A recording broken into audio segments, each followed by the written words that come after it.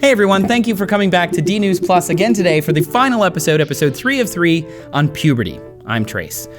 So far we've talked about how humans go through puberty and why we don't just come out of our moms ready to breed, other than, the awkward social situations that would cause.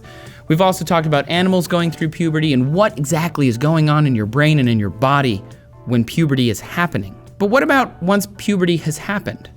Can you ever go back to pre-puberty? Can you reverse it? That's what we're going to talk about today. So let me put the kibosh on reversing puberty kind of out of the gate. Yes, it can happen. However, in a healthy person, in your brain, puberty essentially lasts forever. Once your glands start making these hormones and squirting them all over your body, it doesn't stop. They continue doing that. Yes, the levels will change. Yes, certain things about your body will change. But once you've gone through puberty, it just keeps making those hormones.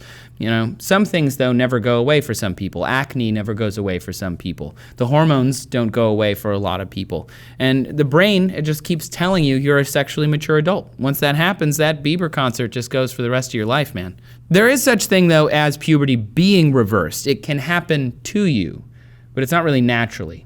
For example, a snake bite can cause puberty to reverse itself.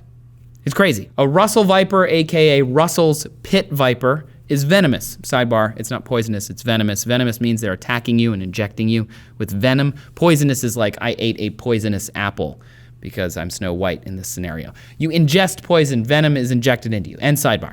So anyway, Russell's pit vipers. They're from Southeast Asia. They normally eat rodents.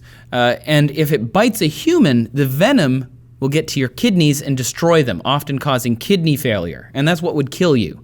But if you survive all of the hemorrhaging and the kidney damage, you can reverse your puberty. It's weird. The Lancet published a story where 29% of patients who survived the Russell's pit viper venom had signs of something called hypopituitarism. Remember, old friend, pituitary gland? That guy? Rock star? The Biebs? If it's damaged, it's going to stop making those hormones. And if it stops making those hormones, then you stop looking like you pubertied.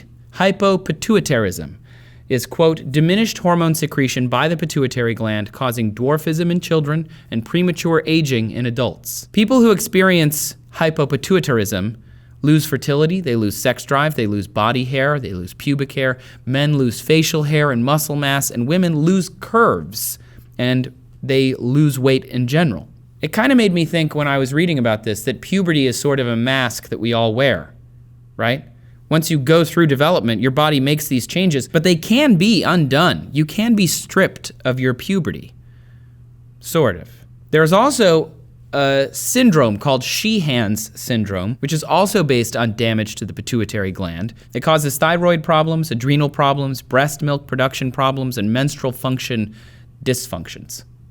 The Mayo Clinic says that people who have Sheehan's syndrome will have difficulty breastfeeding or will be unable to breastfeed. They'll have no menstrual periods or infrequent menstruation. They'll lose their pubic and underarm hair. They could have low blood pressure, fatigue, irregular heartbeat. They'll have loss of interest in sexual activity, slowed mental function, weight gain, and difficulty staying warm as a result of an underactive thyroid. The difference between Sheehan syndrome and being bitten by a Russell's pit viper is that Sheehan syndrome happens usually because of oxygen deprivation or severe blood loss during childbirth.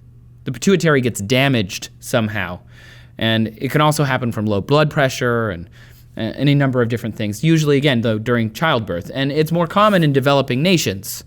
So it's still out there, and it still can happen, and it's not so much reversing puberty as keeping it from happening in children. However, some of the studies I read said that once you were bit by a pit viper, you can develop Sheehan syndrome. Also, if your pituitary is somehow damaged as an adult and stops making these hormones that are keeping you puberted, you would end up getting Sheehan syndrome. Super interesting, right? The thing is, we could cure it. Because remember, these are just hormones.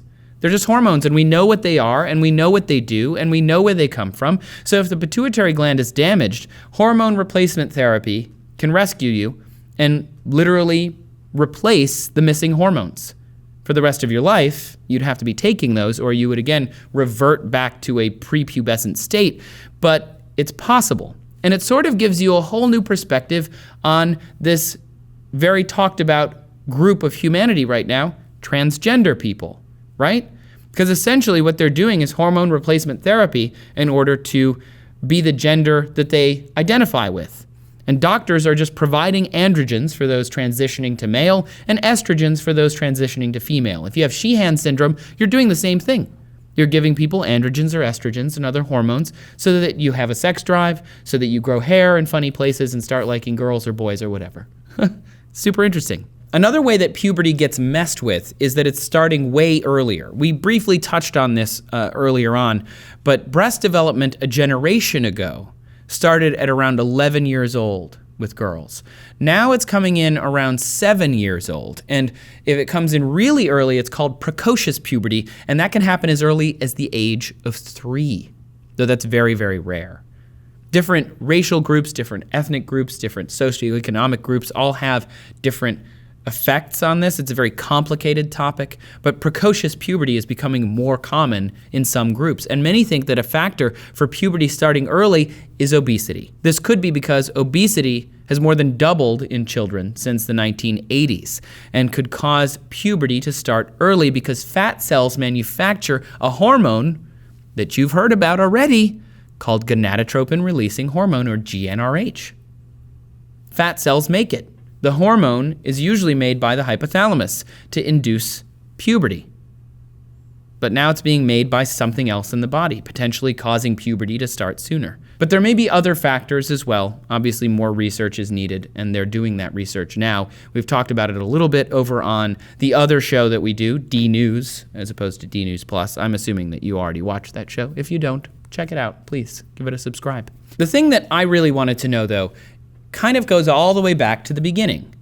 And that is, why does brain development take so long? Why does it take so long to get in there and start making hormones, right? So even though I just said puberty is like a mask that you wear, that's more the physical aspects of puberty. Remember, we've already talked about how the physicality is not the same as what's going on in the brain. Hormones start to flood the brain during puberty, and even if you take those away, the brain is changed forever by those.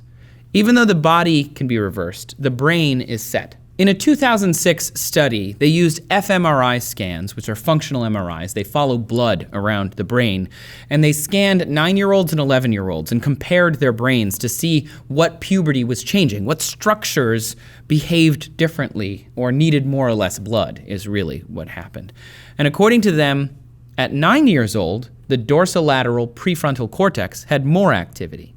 There was proliferation of synapses at the onset of puberty, which means more and more synapses were being made by the brain, connections between brain cells. Elimination and reorganization of synaptic connections after puberty resulted in a gradual decrease in synaptic density in the frontal lobes during adolescence. Or to translate, as the synapses connected at the beginning, some of those were trimmed away. And that synaptic pruning, as it's called, was to make sure that the brain was working efficiently. So when puberty starts, your brain makes all sorts of connections all over the place, and then it starts to trim back the ones that you're not using. The gray matter that we were talking about earlier on reflects that synaptic reorganization, they think. There's also a steady increase in white matter in certain brain regions during adolescence. Gray matter, by the way, is like thinky matter. White matter is like speedy matter. Makes your brain faster. So a steady increase in white matter in certain brain regions during adolescence was noted, which means your brain is working faster. That comes back to you having more executive function and starting to process things like an adult.